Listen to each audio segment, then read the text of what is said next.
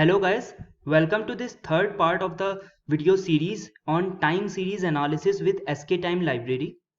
In the last two parts, what we have done is we have introduced ourselves to the library called skTime, which is a very brand new library for doing time series analysis.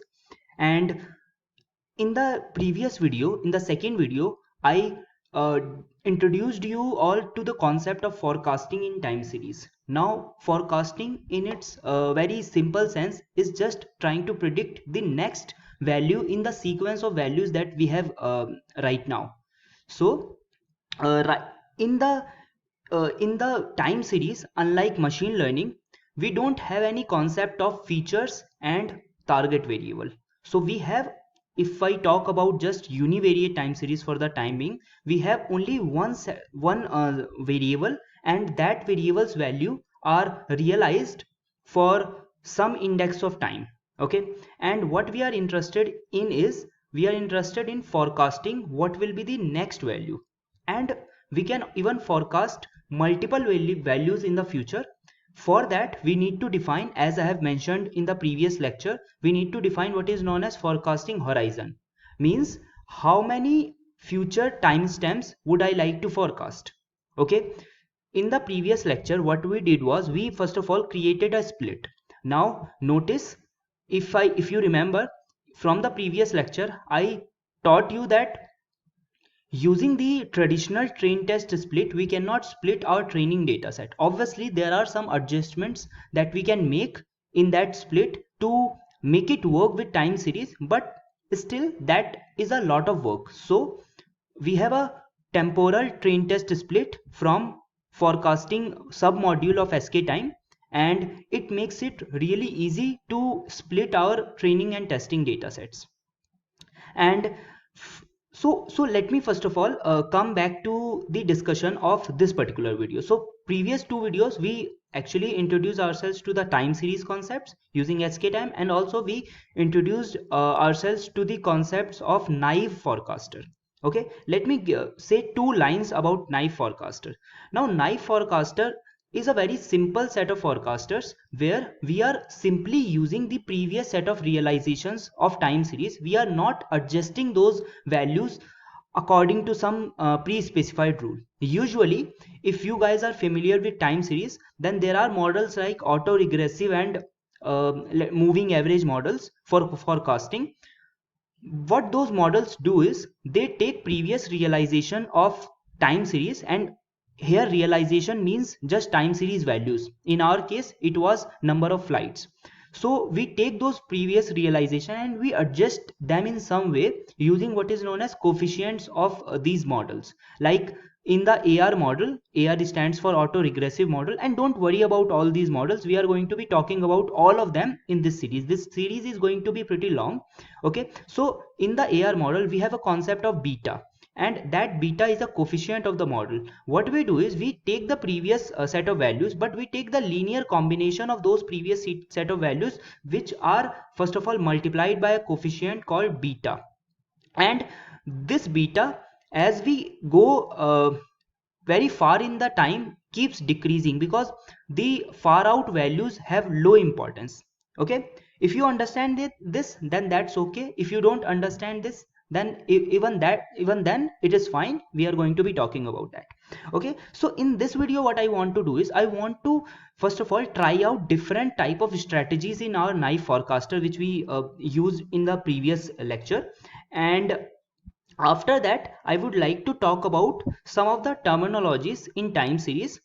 Obviously, I will not be able to cover entire set of terminologies, and whenever we get introduced to some terminologies, we will introduce them as we move along. But I think that some terminologies needs to make sense before we actually make some really good forecasting models. Okay, so let's get right into the video.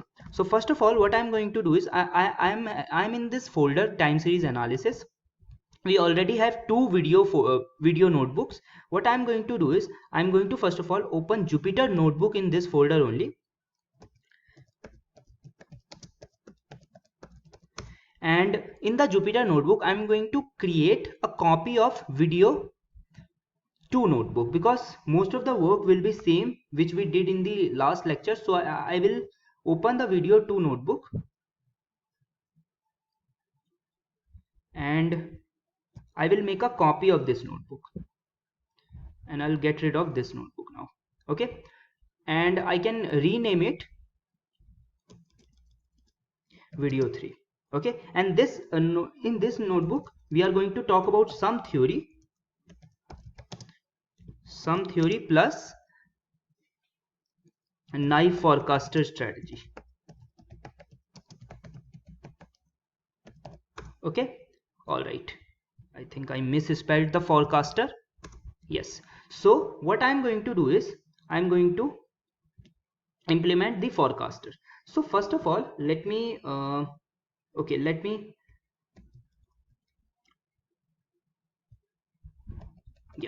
let me create some new cells.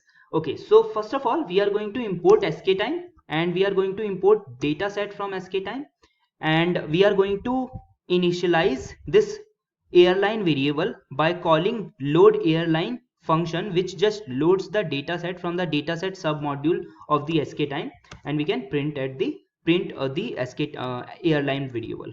Okay, so now what we need to do is we need to first of all import the knife forecaster, because I want to try out various strategies. And if you guys remember very carefully from the last video, when we ran into the error, we saw that there were only 3 unique values for the strategy. So we are going to try out 2 of them, because one of them we have already tried out and we saw that that was not producing enough good performance for us. Okay, so let me do that really quick. So I'll say from skTime dot forecasting, from skTime dot forecasting I should import naive forecaster.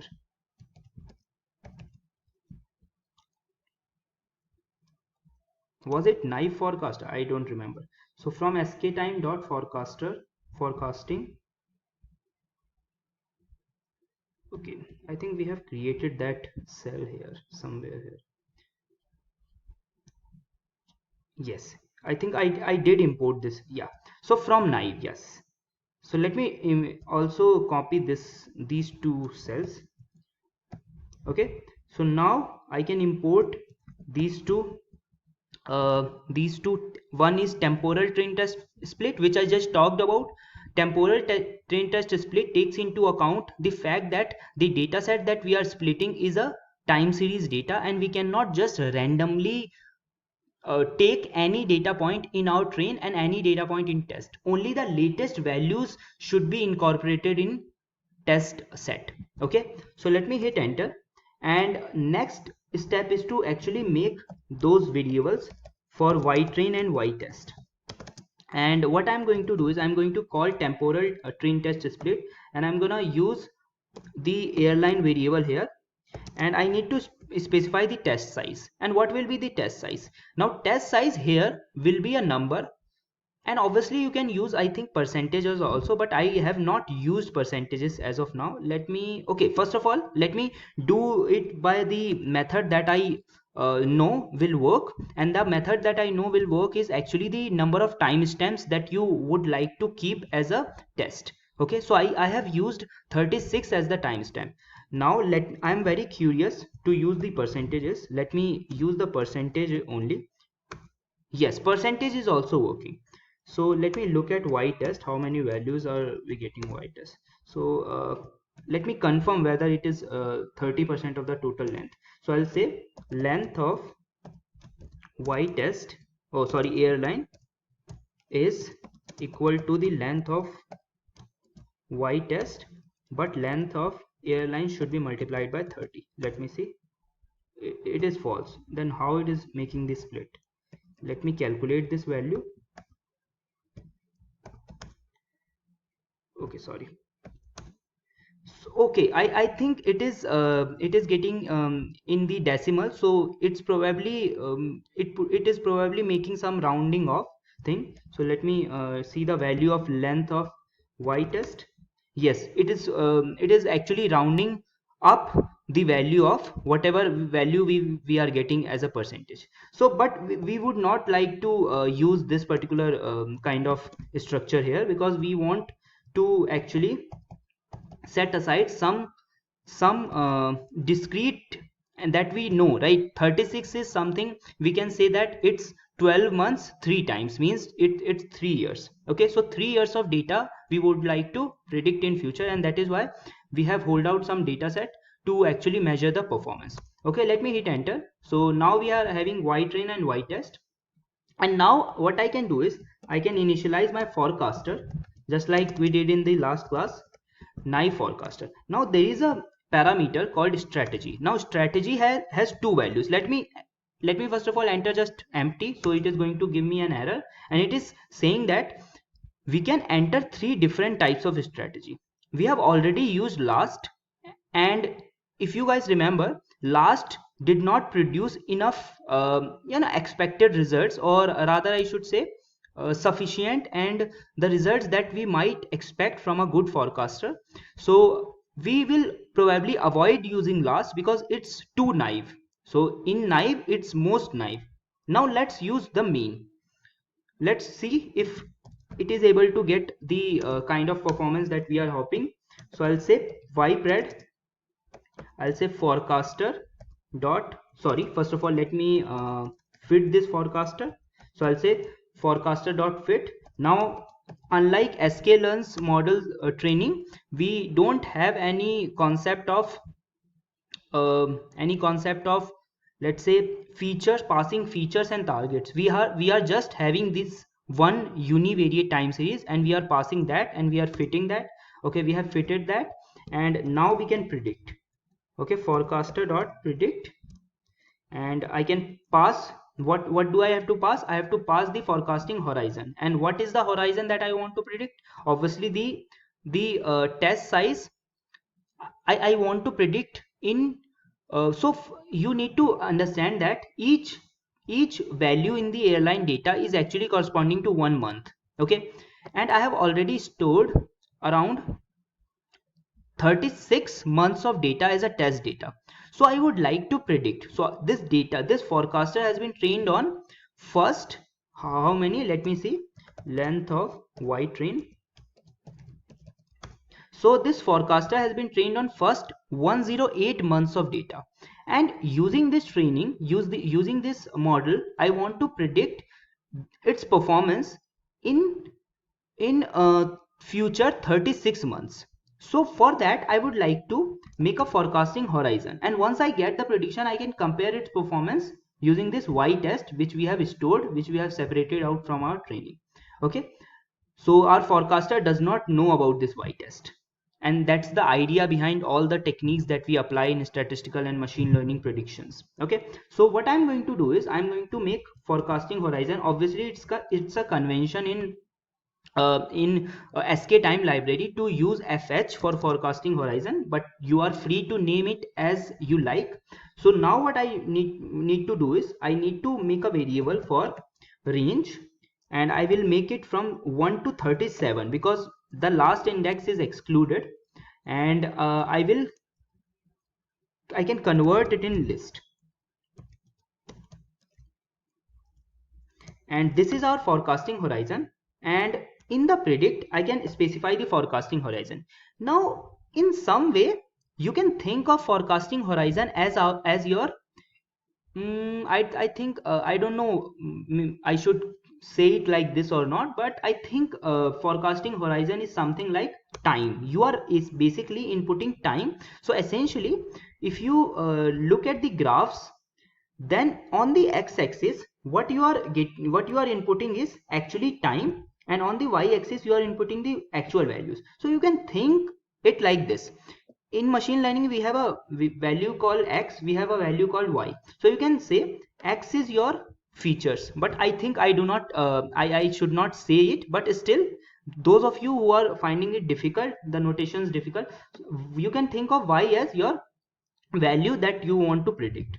Obviously when training, when fitting the model, you just pass only y train, because when you use the forecaster, then forecaster just assumes automatically by default that one of the parameter would have been this time.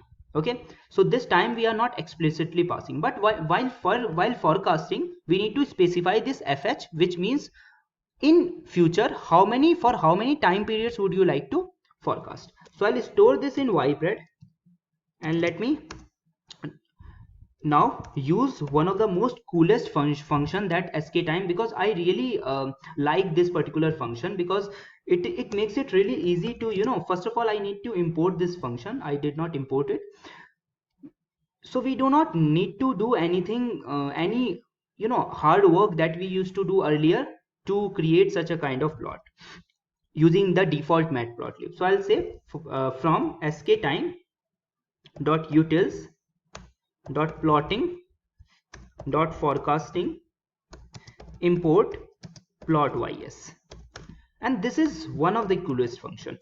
Watch this if you have not watched my previous video.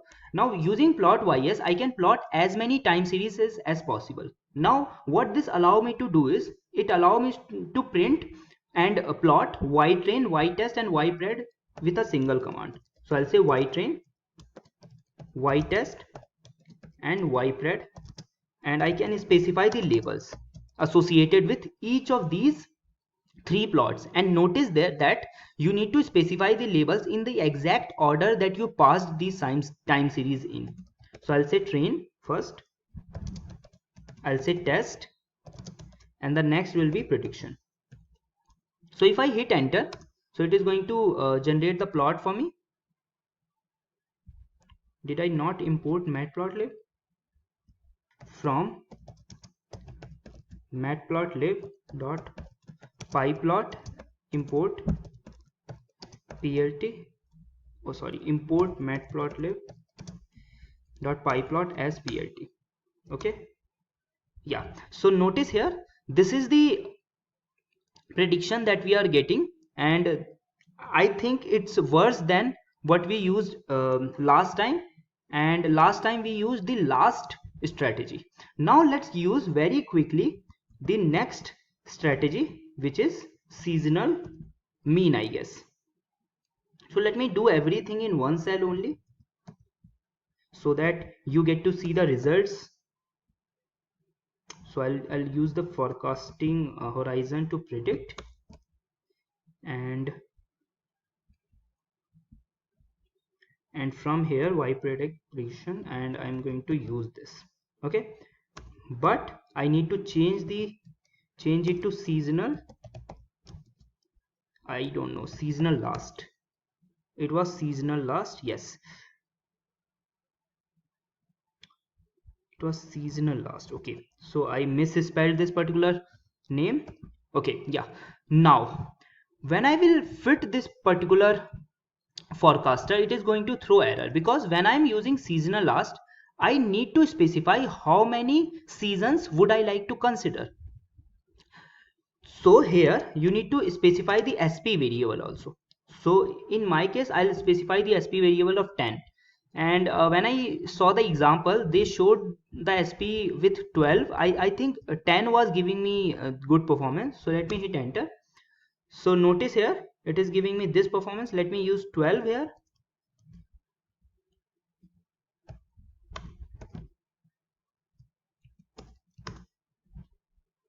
I think 12 is better. Yeah, so 12 is better. Let me use one more time the seasonal variable of, let's say, and you can also look at the data for defining the season, because if you notice here, and those terms actually I wanted to talk in this particular video, but it has become a really long video of around 20 minutes, so I will not talk about those things in this video. I will talk about some theoretical aspects in the next video, but right now I just discussed the naive forecaster strategy. I did not discuss some theory. Okay, so those theory are essentially related to seasonality and trend. Those things you need to understand before you actually fit good forecasting models. So here if you notice that the time series is actually repeating itself after a fixed period of time. And what is that fixed period? you need to determine that. Once you determine that fixed period, you can specify it here. Okay, so if I specify something like 20 maybe, let's say, so we are getting even worse performance. Let's specify 14. Okay, so I think it looks like 12 is the best value for SP. Okay, so I hope you were able to understand everything that I have discussed in this particular video. So in this video we discussed three different types of strategy for naive forecaster, and we also discussed what do we mean by naive forecaster. So essentially naive forecaster consider previous set of values as it is. Now there is no harm in using previous set of values, but you also need to adjust those values, which which naive forecaster does not do. What they do is they just take the previous set of values the way it is. Okay, unlike AR and MA model, which do take into the consideration of adjusting those values, those previous values. First, what they do is they take the previous set of values and they adjust those previous set of values according to some criteria, according to some coefficients, as we will look in the future videos. In the AR model, autoregressive models, they take previous p set of values, and p is the hyperparameter, and they also take p set of coefficients, and those what they do is they multiply those p set of coefficients to the p set of values, and they get their forecast. Okay, so essentially autoregressive models are also using previous set of values, but they are actually adjusting them according to some criteria. Okay, so I will be talking about some theory in the next video. So I hope you liked this particular video. Please give it a thumbs up if you think this is a valuable content, and consider subscribing to the channel if you do want to see more of such content. Okay, thank you so much for watching the video. Have a nice day.